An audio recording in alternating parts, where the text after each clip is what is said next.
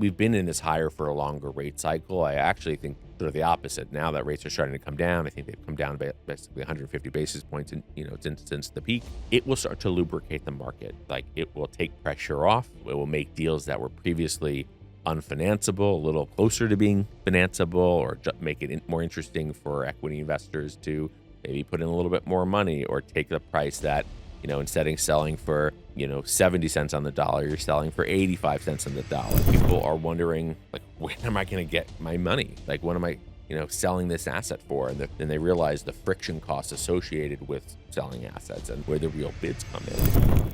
Seth Weissman, thank you so much for coming on the podcast. Appreciate your time. Thank you for having me. It's a pleasure to spend time with you as always. Thank you. So you're the owner and founder of Urban Standard Capital. Take you back to early on in your career. So you went to Wharton, then you started an investment banker with Goldman Sachs, Yeah. and then you worked in private equity. I think that makes you smarter than 99.9% of the people in real estate. So please share, how did them experiences influence how you analyze real estate today? Yeah, sure. Well, I will say one thing I do like about real estate is it's mostly addition, subtraction, and multiplication with some division thrown in there. I'm the son of Simple math. Simple math. My dad's a cardiologist, much smarter than I am. My brother-in-law is like a actual rocket scientist or something. So Wow. it's all relative. Very smart family. It's all relative to other people. But I was fortunate to go to Wharton and work at Goldman after school. But I always wanted to do something entrepreneurial, be closer to the actual bricks versus just be sitting in front of a computer playing on Excel. And so started buying real estate in 2008. Okay. Initially, What was your first building you bought? First building I bought was on 22nd and 9th. Okay. It was part of the thesis was to identify areas that were positioned to outperform the broader market, right? And I was thinking about what characteristics drove longer term appreciation. Sort of simple example was if you had invested $1 million in New York City in Murray Hill in 1990 and in the West Village, you would have done well in both places, but you would have done better in the West Village, right? Or Tribeca. Why is that? What are the attributes and the elements of those neighborhoods that position them for longer term success? And for me, it was a couple defining characteristics. It was certainly access to mass transit, proximity to employment centers, the presence of institutional anchors, whether it's a school system or a hospital or somebody with big dollars and big political, power, if you will, that could anchor a community and make sure that it sort of stabilize it in a way. And the last thing was distinctive architectural character and identity, right? Why, and you think about the lofts in Tribeca or the townhomes in Greenwich Village. So we were looking for those attributes. And the first building I bought was a mix of free market and rent regulated. Okay. I was able to go in and renovate the apartments, change the building systems. It was really a roll up your sleeves. How do I, find value at every line item? And it could be replacing an old oil boiler with a new gas one and a heat timer, insulating roof cavities, replacing windows with, double pane window systems or what have you. And I was sort of off to the races. And So what was the purchase price of that building?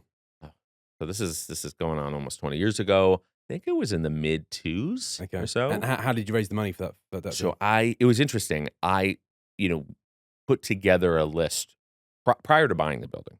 I put together a list of every person that I thought could write a $50,000 or $100,000 check. And I spent a lot of time doing breakfast, lunch, coffees, dinners to talk about the strategy and gauge and understand and track. We use Salesforce now as our CRM. Before it was, a very long Excel sheet. Yeah. But hearing about people, how they think about investing and how they think about risk and return, do they make these types of investments? And I wanted to build that list in advance of finding the right opportunity because I did not, I didn't know when that would happen. I think it's always better to have warm relationships and conversations. So when the time strikes, you understand who's interested, what types of investments strike their fancy. People ask me "Oh, are you capital raising? Are your funds open?"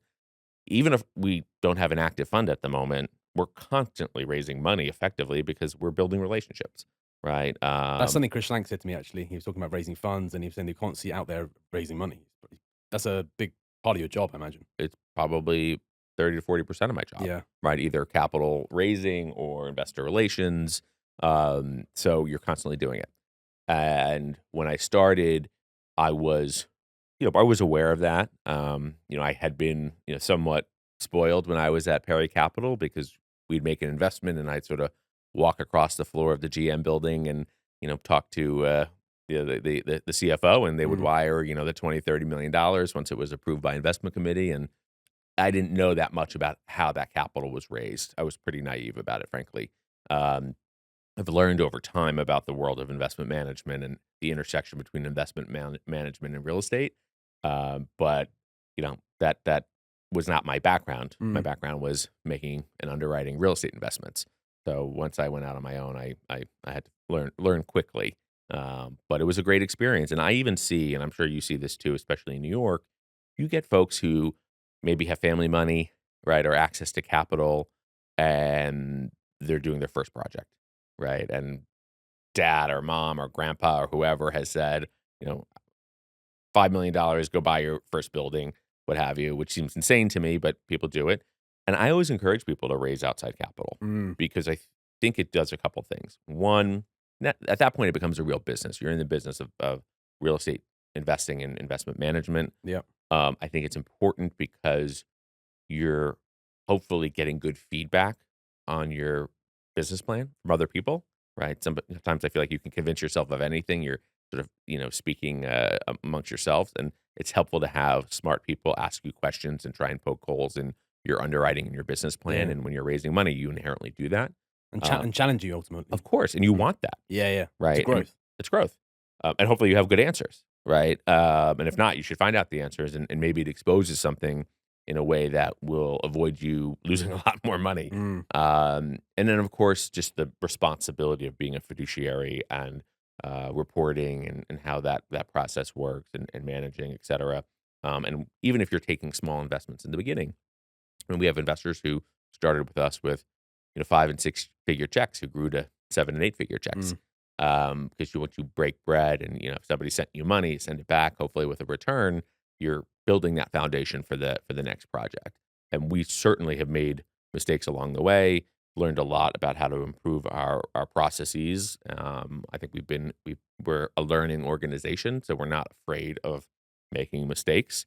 Just try to not make that same mistake twice. Mm. Um, and I think, those things are really important for somebody who's in our business.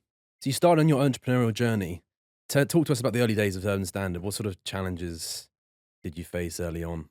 I'm sure there were many. Well, what comes to mind? Um, I mean, there's endless, right? From something as simple as, hiring your first employee Yeah. and understanding, well, I have to pay this person. How do I process payroll?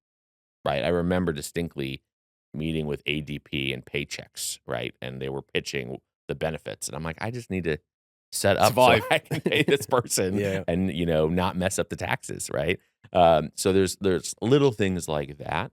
I think there's broader conversations or thoughts and challenges about understanding your role as a developer or operator, because we started more on the equity side, right? We did equity and investments and value add investments. If you've been wondering what types of deals we've been working on, We made it easy for you. Just click on the link show notes below. we're talking real deals and real opportunities. Whether you're an investor or owner or just curious to know what's going on behind the scenes. Just click the link below and it'll bring you right to all of our available inventory. Whereas today you're you're primarily known for lending, right? Correct, Yeah. right? Yeah. So we started when I started with that first investment in 2008, but on the urban standard side, we did value add investments in New York, ground up development. We made our first loan in 2016. And the reason we expanded our business into lending from just doing equity, there were a couple dynamics at play. One was, the sort of 5, 6 cap market, post GFC with upside and accretive leverage day one Mm. morphed into a, broker 4 cap, which really means a 3 cap if you factor in real expenses with all respect to the brokerage community. No offense taken. No You know, worries. and yeah, and you needed everything to go well, Yeah. right, to achieve your business plan. And as an organization, from an investment philosophy perspective, we think about scenario analysis and probabilities of outcomes, right? I look back at our track record, and as much as we've had success, I can also recognize that double-digit rent growth for like 7 years in a row helped cover up missed things that we would have missed otherwise, or we did miss otherwise. So when I looked at, all right, I can buy this 4 cap that's really a 3 or 3.5 cap. I need to churn units out of the gate to sort of break even. And then I just didn't like that dynamic.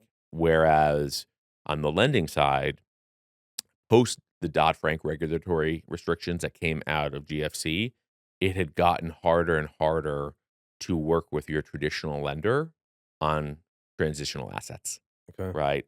It's way harder today. I mean, it's like a nightmare. But there was an opportunity even then for us to leverage our background as owner operators and developers, right? Really leverage our equity DNA to be a programmatic capital partner to borrowers, I right? feel like you're in a unique position where you're on both on debt and equity side. Like, how do you feel like that works to your advantage? I'm sure because you see you're on both sides of the coin, right? So, Yeah.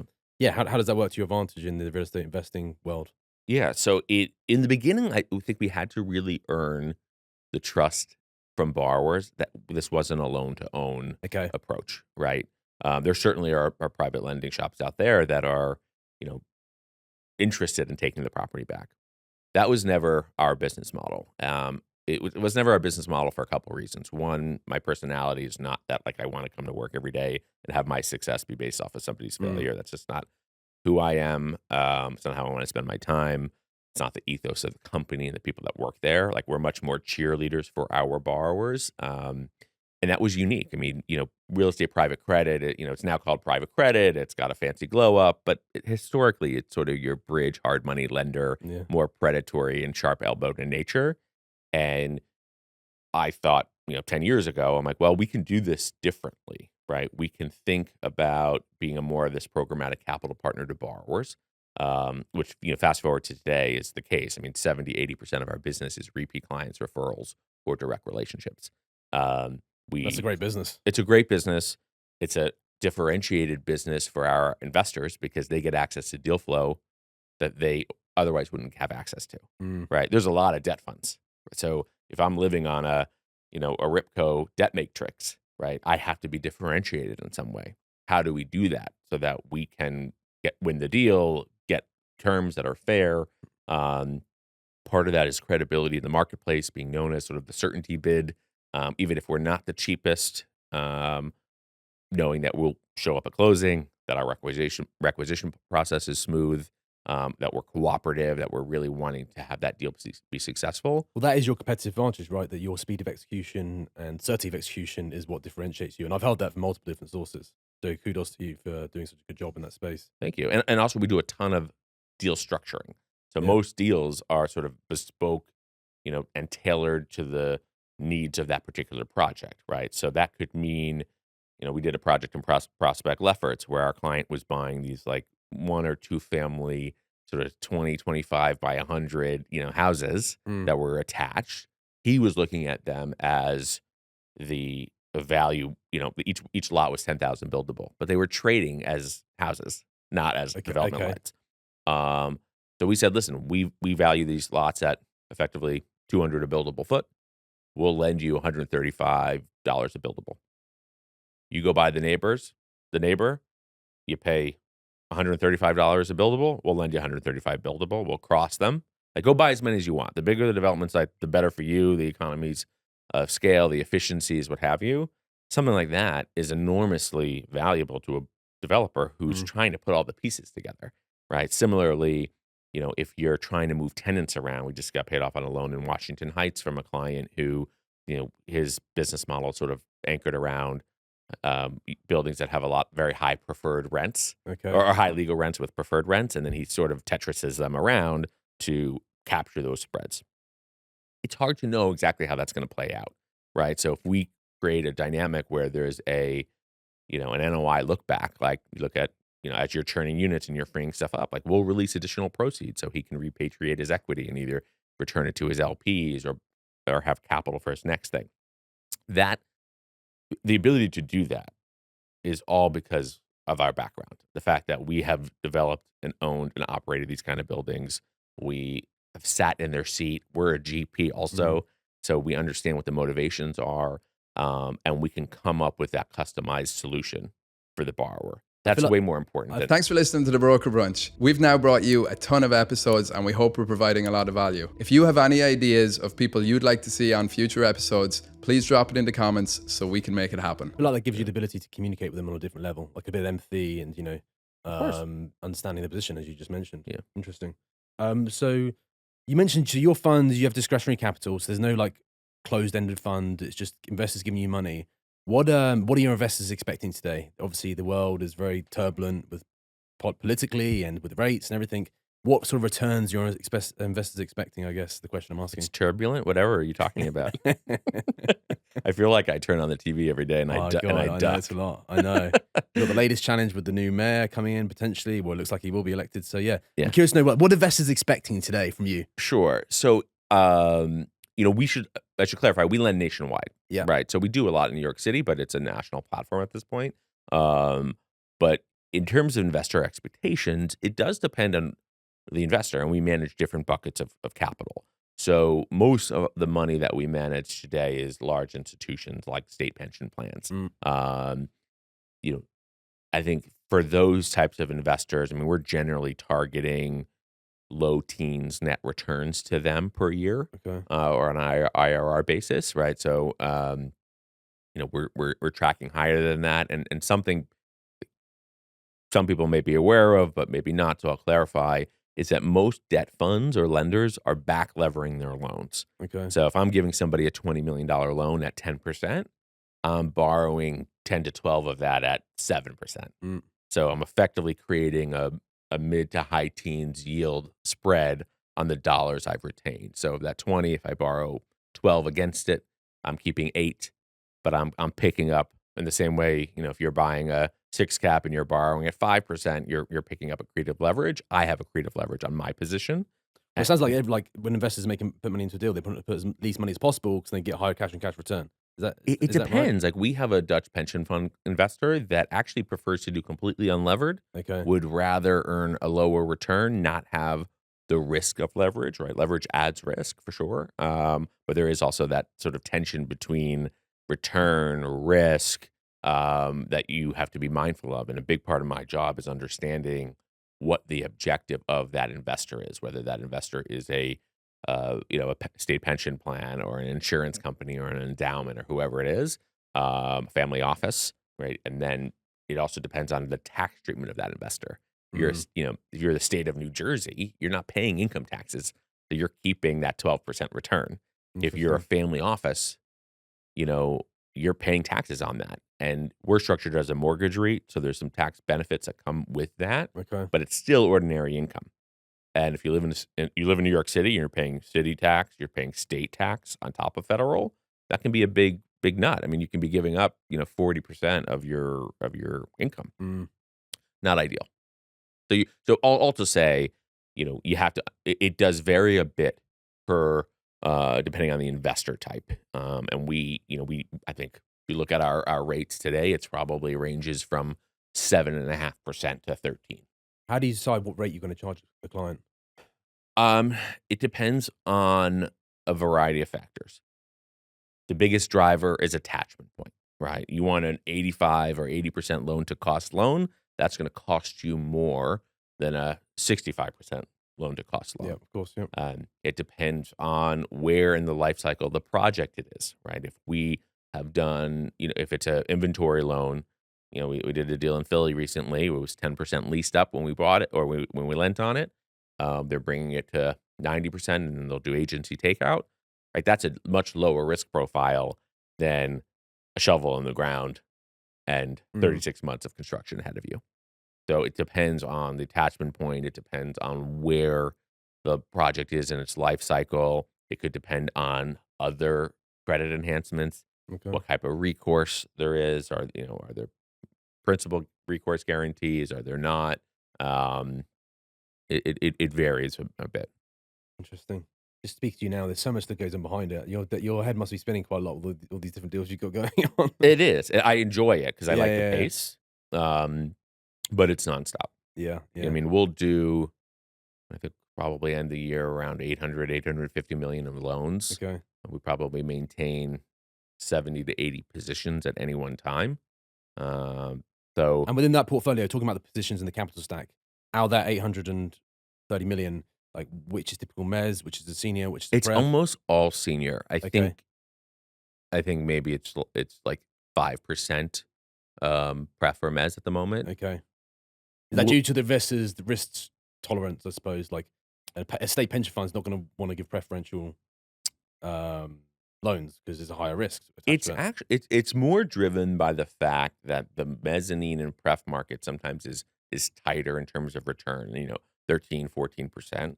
I can create a higher yield as the senior lender, Mm, right, by doing the back leverage, okay. right? So, in my example of a $20 million loan, rather than, if somebody wanted to give them, if they need an extra $2 million, we actually did this on a similar on deal in Tribeca. We gave the client a $4 million preferred equity slug behind our loan, but generally I can, you know, I can get to a higher yield on my last dollar retained BPs through back leverage versus just doing a mezzanine or preferred equity loan. Okay. We're starting to do a little bit more. We just closed a deal in Park City where, in addition to our senior loan position, we took profit participation. I think we'll start to do more of these kind of hybrid deals. The 2020 to 2024 vintage project that was probably conceived pre-rate hike.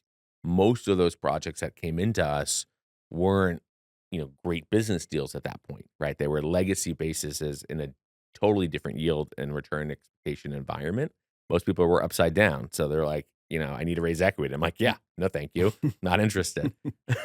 Like now, and we've been probably for the last 12 to 18 months, as values have come down, I would imagine you guys have seen this as on your side of the business. People have fatigue, owners have fatigue, and LPs have fatigue. Yes, for Where's my sure. money? I was supposed to get this back Yeah. a year, 2, 3 years ago, longer in some cases. And there's more of a willingness to come down in price expectation, Sure. right? At the same time, as rates have started to come down a little bit, there's the ability to sort of pay a little bit more or figure out where that's solved in the market. If somebody's coming to me with a loan today or for a new project that was originated and bought in a 2024 or 2025 post rate hike environment with a significant valuation reset, that's interesting to me, Mm, right? The 2022 basis is probably not that interesting to me. mm. So I do think going forward in this sort of next cycle, we'll start to do some more of these hybrids. And that again plays to our background on the equity side, right? Because I can look at a project and assess the project, assess the sponsor. I always say we bet on the horse and we bet on the jockey, right? We're looking for both. And if we believe in those things, say, okay, actually, you know what? I think part of the equity here could be interesting. I believe in the business plan. I believe in the projections. It's not an upside down project anymore. I think that will sort of start to define what the next, 2026 looks like. So you're lending across the country in all different asset types. What Mostly residential. mostly residential. How do you get how do you get comfortable on these different locations and then the micro nuances of each location? How do you get smart so quickly and feel comfortable to lend on it? Sure. So we're very conscious of what we don't know, right? Okay. And our blind spots. Because, the fact of the matter is, if you're coming to me for a loan in Seattle, why are you coming to me for a loan in Seattle, Mm, right? Like, I don't want to be the fool in the room, not to a huge extent anyway. We are the lender. So there is that, downside protection and margin of safety that comes from being at 65% loan to value. And presumably, if you've come to me with a project and you're writing a big check for equity, like you believe in it and you've done your homework. But what I would say is that we don't really pick locations and then go find sponsors. All the deals pretty much that we do in different locations come from either existing borrower relationships or some type of direct connectivity.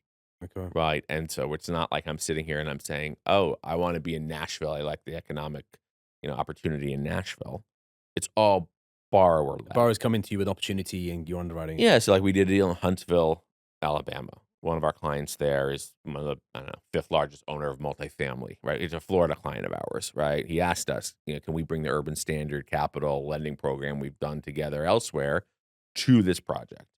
Of course, we'll underwrite and look at population growth, economic growth, job growth, but they've done that already, right? Yeah. So we're really more verifying, and we're going into a new market with an existing sponsor. And over the last 5-10 years, I mean, New York City is a tough place to be a developer. Sort of wake up in the morning, you get punched in the face, you're told in the press that you're a terrible person. Mm. I think there's fatigue. I mean, I don't think. I know there's fatigue. Sure, we hear that all across the board from different owners. Everyone's looking outside of state for more opportunities. So, but and that's been the case for whatever. But New York is New York, yeah. right? And it does have a lot of positive attributes to it. But that's sort of organically how we grew, because I think probably going back to when the de Blasio administration, when he like started fumbling his way through that, like people were like, I have what I have in New York, for better or worse. I'm going to go to the Sun Belt, or I'm going to go here or there. And that's how we ended up expanding geographically. Thank you for listening to the Broker Brunch. If you enjoy the show, please hit subscribe so we can reach more people. You recently secured an investment from Grosvenor, I think $135 million joint venture. Yeah. They're a big operator, right? They have different opportunities across the world, what they can invest in. Why do you feel like they wanted to be in your mid-market space of lending? Sure. Yeah. I mean, it's a $90 billion asset manager. So 100 million is not a lot of money to them. That's what I tell them. They should give you more. I know. So where's the rest of the money? They're great partners, but they, I think they were attracted to our space for a couple reasons. One, private credit generally, right? If we're delivering net teen returns to investors, which we are, and we are consistently, and our average loan to value is 60% or 65%, that's a really compelling sweet spot. And it's like, how much do you have to be paid to take equity risk where your dollars are in the first loss position, right? How much more do you have to earn? If I'm giving you a 13, it's not a 14 or a 15 or a 16. It's got to be really high. And you have to really believe that the sponsor is going to be able to achieve that return expectation. So I think private credit, and this is not specific to us, but real estate private credit generally has attracted a lot of money. And there's a lot of tourists in the space now because the return profile for the risk is incredibly compelling. Okay. Within that, the middle market, which we sort of think about as being sub $75 million loans, Okay. there's additional opportunity for higher returns versus once you go above 75 million, you're competing with, the Ares of the world, the Fortresses of the world, the mega funds. And it's a little bit, I don't want to say it's a race to the bottom, but returns get compressed. Okay. There's also not that many projects that aren't like complete construction projects that need $100 million check. Right. There's very few like bridge loans or light value add loans. So the middle market offers a higher return profile. It's more fragmented. It's directly, squarely in the spot of where your regional middle market bank was playing historically. Your Signature Bank, your New York Community, or what have you. Like, well, some of those guys don't exist anymore, but the others that are sort of hobbling along, they're largely on the sidelines. And frankly, what we've seen is they'd rather back lever me than lend directly to the borrower because they get the double protection. I'm their borrower and the underlying borrower is their borrower. That's a safer spot for them, and they can still charge a similar rate. On top of that, banks that we have seen active, and there's a big New York City bank that's, I think, still pretty active, but you want a loan from them? You're giving them 10 to 15% of the loan amount in a depository relationship. Okay. Well, development is generally in other people's money business. So you want that $30 million loan? Where's that $3 to $5 million depository relationship coming from? That doesn't seem to make sense, really. Well, it doesn't, and it helps us because they're sort of lending you back their own money, right? It makes you a better option. Of course, because one, do you even have that money? Yeah. And two, if you did, the opportunity cost on that money is significant because you don't want to, have that parked earning 3%, right? Your opportunity cost is going to be in excess of that, and we're not a depository institution. So, if we're giving you that $30 million loan, you're getting $30 million. You're not getting $30 million less, 10 or 15%. So the middle market for us has been attractive because we can, play in the space where there's been a retrenchment from the banks. There's higher returns due to the sort of fragmented nature of it. Um, it's the space that we're like familiar and comfortable with. And also you get real sponsors, right? The type of borrower that's borrowing 20, 30 million on a project, they have a track record, they Yeah. have a team, they have processes. It's not a guy or girl in a room somewhere borrowing $2 million and like their office is, you know what I mean? It's just different in terms of the caliber. So back to your question of like why Grosvenor selected us, I think part of it is the desire to deploy capital into private credit. Part of it is our focus on the middle market and the differentiated return profile from focusing on the middle market. And the biggest factor is, and I've talked about this, like our repeat client numbers and our direct and referral relationships. It's unheard of in the industry. Like it's probably 3x what your typical lender is. And that's really, really important because, although we work with brokers, as we work with your team, having these direct, very sticky captive borrower relationships is a huge alpha driver for our LPs, Okay. and they get access to deal flow that is different and not broadly marketed. So I think for Grosvenor, that's really stood out for them. And I know it stands out for other investors. And we invest a lot in building relationships with sponsors and brokers programmatically. We want to be known as people who perform, who are reasonable, who are cheerleaders for the project, for the borrower. And we spend a lot of time doing that. Yeah, interesting. As you mentioned, we've had the opportunity to work with you on a couple of assignments. And do you feel like where we're at in the cycle right now, you're going to see more distress where people are over leveraged or they just can't keep up with the rate hike? And so, yeah, do you think like you're going to see more distress? I guess is the question I'm asking. I think for the most part, we've seen it. Yeah. I think the pockets, where there are going to be could be additional distress are really going to depend on what the supply is in those submarkets. Some of the Sunbelt markets have had just an incredible amount of new construction supply. So all of a sudden that vintage, 70s, 80s product with the new kitchen doesn't look so good. And you can't really compete almost, and you're seeing some of that product stagnate. But we've been in this higher for a longer rate cycle. I actually think sort of the opposite. Now that rates are starting to come down, I think they've come down by basically 150 basis points, since the peak. It will start to lubricate the market. Like it will take pressure off. It will make deals that were previously unfinanceable a little closer to being financeable, or make it more interesting for equity investors to maybe put in a little bit more money or take the price that, instead of selling for 70 cents on the dollar, you're selling for 85 cents on the dollar. So combined with sort of the fatigue that people have been feeling for 3, 4, 5 years at this point, will cause there to be more transaction volume. And similarly, I think there would just be more confidence in the market, right? People are feeling like, okay, rates are coming down. It's going to be good for valuations and and potentially for equity investments. If I'm buying at a basis that's been reset, it starts to get that activity going. Conversely, there's a lot of negative headlines, whether it's the volatility politically, it could be, the tariff situation, if you're a builder, is uncertain. So there are headwinds, right? Even the ICE rates, like we've seen projects slow down. Because the fact of the matter is, a lot of the construction labor, or not, I don't know, percentage wise, but a significant portion, right, is not necessarily here legally, right? So when you're starting to raid sites and people are not going to work, that we've seen directly that impacted. But I do think at least it's some positive news if you're a borrower, and for us as a lender too. Based on your LinkedIn content, you seem to be hyper aware of what wealthy people are doing today, and so to speak, following the money.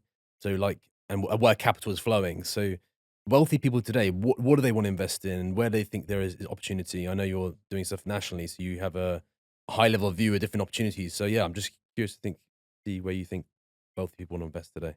Sure. So, they sort of say about family offices, if you know one family office, one family office, right? Like it's and there's different levels of family office. There's the family office where the patriarch or matriarch makes all the decisions, and then there's large family offices where they have a real estate department, they have a PE department, they have a venture capital department, right? And it functions almost more as like a mini bank. Um, I think generally the larger ones, they do want a diversified portfolio.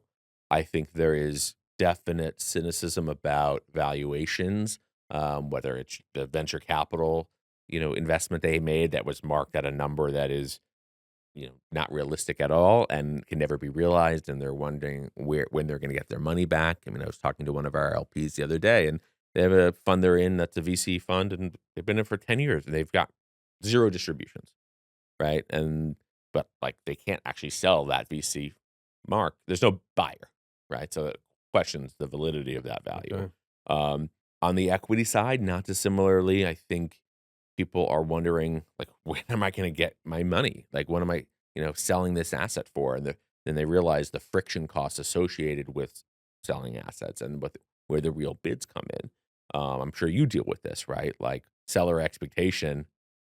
It's Sure. always a challenge, like, particularly in today's market. I feel like you've got the 4 Ds, right? Death, divorce, debt. I can't remember the fourth one right now. But there's got to be some motivation. It's not a discretionary seller environment. It's definitely for sure a buyer's market. Yeah, and how many, when you present a valuation to sellers, how many times are they like, "Oh, that's perfect"? Yeah, Never. never, right? So there is a whole management of expectations that trickles down to the LPs as well, and I think there is real fatigue, about the equity side. One of the nice parts of the lending business, and we pay a monthly dividend. Like we're collecting interest and fee income, we're distributing it, Okay. right? So you're not, if somebody invests $10 million with us, they're not waiting 5 years to get their money back. They start getting dividends the next month. That's very appealing because people do like cash flow as well. Obviously. And it's real, Mm. right? It's tangible. It hits their bank account, right? Like it's not something that's a mark on a piece of paper that may or may not be real. And that's not to say that, operators are not being honest about marks, but like it's hard to mark things, right? Yeah. There's so many things going on and the world changes literally every day.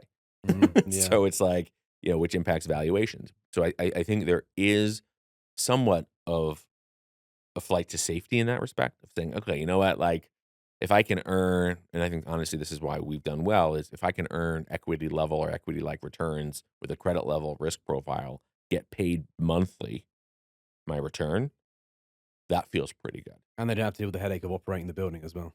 Yeah, and by the way, the project can go sideways. I mean, the sponsor is going to get punched in the face, I always say, a dozen times before I take any hit, Yeah. right? Yeah. If I've lent you $20 million on a $30 million total capitalization, that presumably, if you're spending 30 to develop something, you think it's worth 40, right? So I'm 20 on 30 of cost, right? And I'm 20 on 40 of created value if you execute on your plan. Mm. So a lot can go wrong before I'm at risk, right? It's And compelling. It's a compelling pitch, I have to say. yeah. Now, do you get the upside of Capital earning? growth. No, you don't get 2x your money. But how many people earn 2x your money, their money on a 2020, 21, 22, 23, 24 business plan? And Yeah. nobody or Yeah. very few people did. So but that equity should be part of your portfolio. There's tax benefits as well. But you got to pick your spots and you got to pick your sponsors, right? There's people in New York. New York's a great market, but you got to pick the locations, the product type, the sponsor. I mean, we do a lot in New York, but very selectively. Okay. What have you been up to recently in New York? We did $78 million construction loan. Oh, it was with the Ripco teams, right? James Yeah, Rad and yeah, Adam exactly. Hakeem. Yeah, Our favorite brokerage team. yeah. You got on tape. Yeah, They'll be yeah, happy you about heard that, James. That's a shout out for you. So you like the condo market? We do like the condo market. I think it depends on the product type and the price point, right? For last cycle, there were endless quote unquote luxury products and projects in third tier locations that said I'm going to get 2,300 a foot. You know what they ended up getting? 1,700, maybe. Right. By the way, they were in for 2,000, so that was a problem. And are the units too big? Are the units too small? Who's the end buyer of these things? Like Yeah. we've seen things run into trouble where they build units that are really large units in a location where it's not a family location, or locations that are too small in a family location. So you really have to understand the mix that you're building, the attachment point, the basis. So we like condo, but we like it in specific locations with specific sponsors. And then in that deal, one of the things we really like are projects that the biggest risks are in the rearview mirror. So by the time we closed that loan, the foundation had been done, Okay. right? They were already coming out of the ground. So I think about what are the biggest landmines in a development project, right? It's all the foundation and site work. It's the neighbors, right? Any DOT related issues. We're back. Another season of the Broker Brunch podcast. Summertime in New York. We've got a lot of exciting conversations coming up. We hope you enjoy listening. Things outside your control, dealing with the city to get plans. Dealing with the city, Yeah. entitlements, permits, buying out your trades, right? I think they were, I don't remember, but they were say 60, 70% bought out, right? When we closed the loan. So I would much rather give somebody a 75% loan to cost loan with those types of risks in the rear view mirror than 65% loan to cost and have all those things ahead of you. On paper, you could say, oh, urban standards at 75% loan to cost versus 65%, that's much riskier. I don't think it is. Because I think if you know where, again, I keep referring to landmines, but if you know where those are, and you can sidestep or get, come into a project after them, we love those types of projects. Interesting. That's a really interesting perspective. So it's definitely been the rise of the alternative lenders since rates have increased. I know, like, I feel like I went to a networking event since rates went up and everyone's almost a lender. Yeah. Tell me about Do you feel like it's still saturated, or is there a few groups that not so active? I know you're predominantly one of the most active people in the space, but do you feel like they're still oversaturated with lenders out there? There are a lot of quote unquote lenders, Mm. right? There's a lot of groups that have the word capital in their name and their logo, but they don't have any. Mm. So, I refer to it as tourists in the space. We have the fortune of having been doing this for a decade. And in that decade, building the relationships with the brokerage community, the borrower community, various service professionals, building that reputation for speed, certainty of execution, flexibility, what have you. So we by the way, that was all luck. Like there was a thesis there, as I explained earlier, but we got lucky that we expanded into this space when we did. You create your own luck, right? Yeah. I mean, like there was thought behind it, Yeah. but like it was great.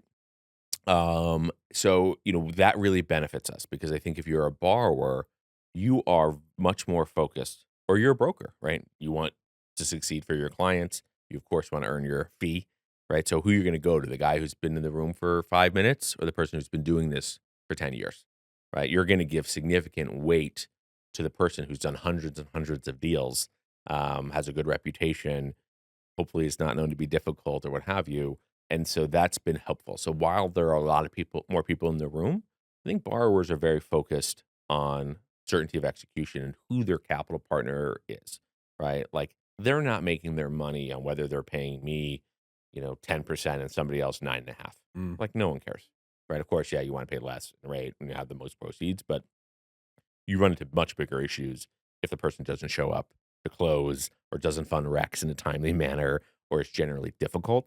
So I think that we've been able to, really benefit from the fact that we have this reputation, we have these relationships. On top of that, we have our own money, right? So I joke that my dog and I are the investment committee, but ultimately it's my decision. And if you're a borrower, you want to know that, Yeah. right? I mean, there's another group in the space who got a term sheet from a competitor of ours, and I know all their money comes from this hedge fund because this hedge fund also came to me to try and tap into our deal flow, and and they wanted certain approvals which I was not comfortable giving them, so we said no. I'm like, that's great. You have a term sheet from this quote unquote lender, but who you really need a term sheet from is the hedge fund, Mm. right? I don't see their signatures on here. So by the time you get to their credit committee, that's 30, 45 days from now. You don't know that that's going to perform, or they're going to retrade you, or, this what a black box credit committee. And that's exactly what happened. And I'll be very transparent about it. I'm like, those guys are great guys, but it's not ultimately their decision. You want to be dealing with the decision making ultimately. Of course. Right. And we also asset manage and service our loans, right? So who do you want to call? Do you want to call the guy that sold your loan the next day and now you're dealing in servicer land? Or do you want to be able to pick up the phone and call, we have 8 people on our investment team, but whoever your person is, right? And that's very valuable. And again, more valuable than whether we're 50 basis points higher than the next group, or 5%, more or less in proceeds. So we really try and stand out among the crowd, from other lenders. But yeah, there are a lot of quote unquote lenders in the space today. Talking about growing a team, so we know Charlie on your team, great guy. It's pretty good. What have you learned about, like, obviously the urban standards grown a lot in recent years, and you have a lot of experience. What have you learned about team building? Because I feel like it's a real important skill for an entrepreneur. Me and Brian are figuring that out with our team as well. Like, yeah, what have you learned about building the team and make sure everyone's doing their role correctly? And Yeah. curious to know your thoughts No, there. it's a great question. It's a timely question because we've just continued to expand. We're about Okay. 20 people today. I mean, when I started and it was me and I talked about, hiring a person on ADP or using ADP and trying to figure out how to do it. It was like everyone has every role, Yeah. right? Now we're at a point where, we actually have departments and multiple people in those departments, and figuring out how the different departments and teams talk to each other. We are learning every day. We recently hired a head of operations and compliance, to help us with that. Even little things like the Salesforce CRM. I mean, before it was a large Excel file, as I referenced. Mm. So we're constantly thinking about the organization. Time management is a big one for us. Time management. hmm I think part of it for me is also, although I feel like I'm 25 years old, I'm 42, and wanting to make sure that the role is a good fit for somebody for their career. Yeah. Right. We're actually making an offer. We're building out our construction and development team that does all like the requisitions, and big part of I'm sort of the last interview, right? And I always want to understand from somebody, what's your goal? Like, where do you want to be in 3-5 years? How does this role fit into it? What are you looking to get out of this opportunity? I think I used to feel more that, like, oh, people are going to be with me forever. That's probably not realistic. Mm. But the understanding and making it valuable for them. We're also, it's a pretty flat organization, and we try and give different members of the team exposure to the different parts of the business. So I'll have people on the investment team talk directly to some of our LP investors, right? I want them to hear firsthand the kind of questions I get. Mm. I can answer the questions, of course, but you know what? Like, you're 28, 32, whatever. Like, you want to talk to this major state pension plan, CIO or what have you? Like, this is your deal. Mm. You pitch it. That's a great learning opportunity for someone. I think so. Steep learning growth. And for the most part, it's been great. We've had one or two things where maybe we shouldn't have done that, but like You learn as you go, right? you learn as you go. And I also want people to know, like, as a learning organization, and one we're gonna make mistakes, and I only want partners that recognize and value that. Right. If you don't want to talk to the guy who's the, analyst or associate, it's probably not a great fit for me. Thank you for sharing that. So I have to ask, you come across as a very cool, calm, collected guy. I'm sure that you've got a million things going in your head at once. What do you do to de-stress and switch off from work? I really feel very fortunate. I love the business. Okay, that's good. That's great. So to me, I mean, of course it's work, but I'm never like, oh, I'm going to work today, or like my day starts at, like, it never ends, but I enjoy that. Like, my husband is similar. Like, he's in a totally different business, but he owns his own business, and he loves his work. So I think we really relate to each other in the fact that we both share that passion.